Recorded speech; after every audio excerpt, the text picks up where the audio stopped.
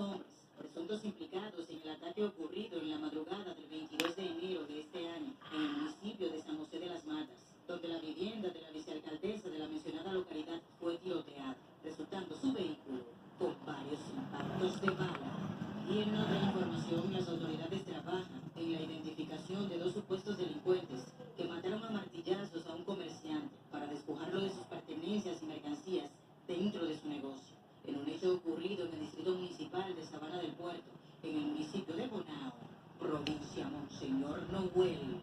Y en una última información, el Ministerio de Industria, Comercio y MIPYMES garantizó que el país cuenta con gas licuado de petróleo, asegurando que no existe riesgo de desabastecimiento. Esto a raíz de que ciudadanos denunciaron que varias estaciones están fuera de servicios, a lo que especificaron que esto es debido a procesos de mantenimiento programados por suplidores y no por problemas